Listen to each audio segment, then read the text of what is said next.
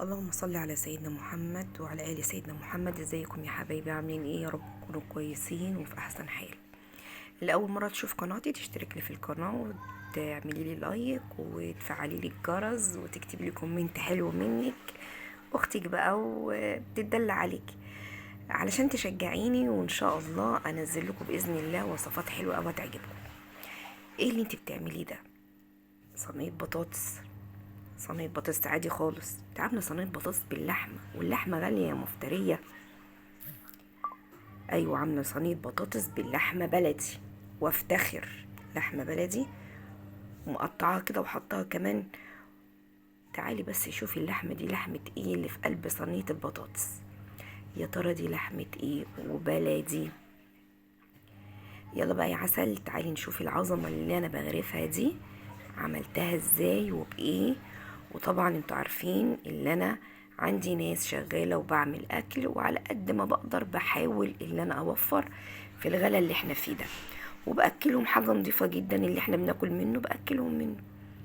دي ايه؟ تعالي بقى شوفي. طب عملتي ايه كمان؟ برضو مش عايزة تقولي، اصبري بس عليا هقولك. شوية رز مفلفل كده، حاجة عظمة. ايه الحلاوة والجمال ده؟ ما شاء الله، كنت بغرف لهم ألف هنا وشفا على قلبه. اللقمة يا جماعة بتزيح النقمة. الله يرحمها والدتي، دي كانت كلمتها لي. يا سلام، متحمرة بقى واخدة وش مع البطاطس وحاجة كده تحفة. تعالي بقى أقولك دي لحمة ايه. ادي اللحمة اللي انتوا شفتوها قدامكم في صينية البطاطس. ايه دي؟ دي لحمة راس. لحمة راس. بصي بوريك الحتة اللي تبين لك ان دي لحمة راس، ولحمة راس كمان ملبسة، بس كانت زي العسل وطعمها زي السكر. لو انت مش قادرة ان انت تجيبي اللحمة ب 200 جنيه، ممكن تجيبي دي منها نص كيلو، تجيبي منها كيلو، هي بتبقى بتمن نص اللحمة، يعني تمنها بتمن نص اللحمة. ممكن تجيبي منها نص كيلو وتعمليها على صينية بطاطس زي كده، تاكلي وتتبسطي انت وولادك، وتبقى غدوة زي الفل وحاجة بلدي. اكلت ولادي حاجة بلدي ومفيدة. على قد امكانياتك وعلى قد ايدك مشي بيتك.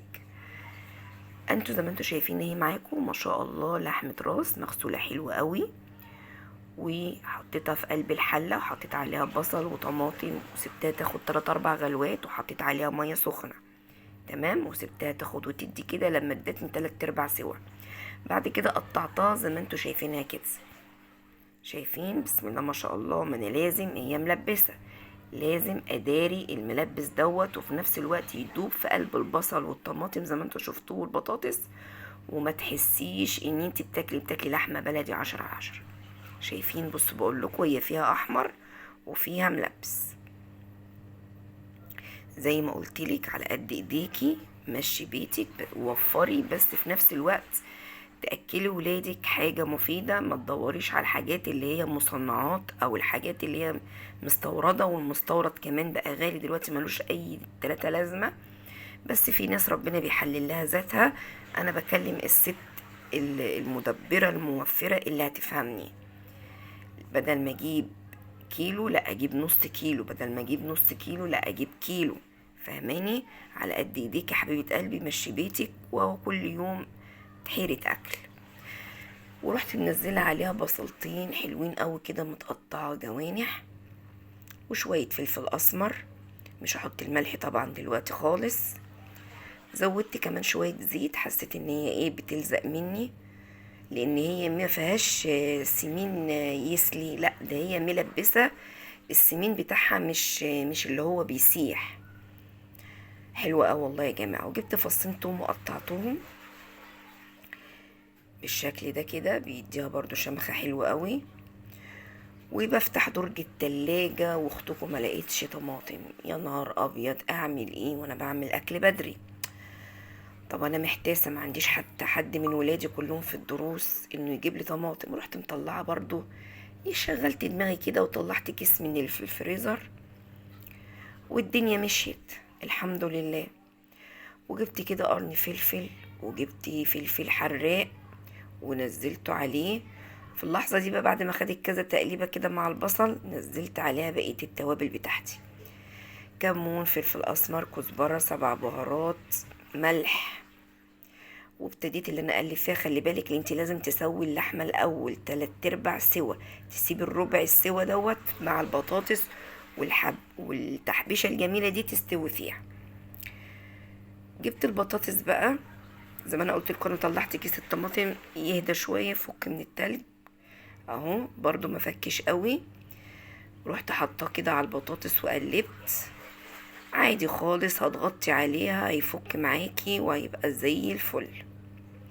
طبعا ما عنديش غطا للصينيه، جبت ورق ألمونيوم هغطي بيها كده، ياخد 3-4 غلوات حلوين كده على النار. بعد كده ادخله الفرن.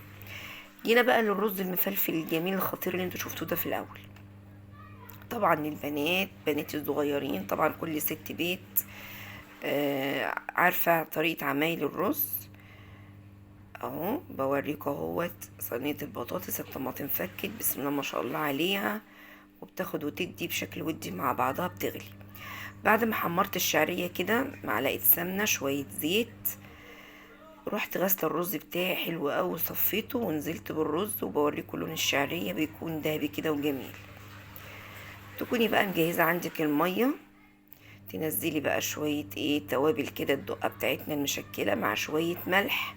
والمية السخنة حبيبة قلبي تسرع معاكي السوا، وتخلي معاكي الرز يتشرب على طول، وتخليه كمان مفلفل وجميل، ما تبقاش حبيته محصوله كده. الميه السخنه ميزتها حلوه قوي في الرز. بعد ما سقيت الرز الميه، رحت مغطيه عليه، خد غلوتين 3. بعد كده شرب وغطيت عليه، وبقلب معاكم اهيت صينيه البطاطس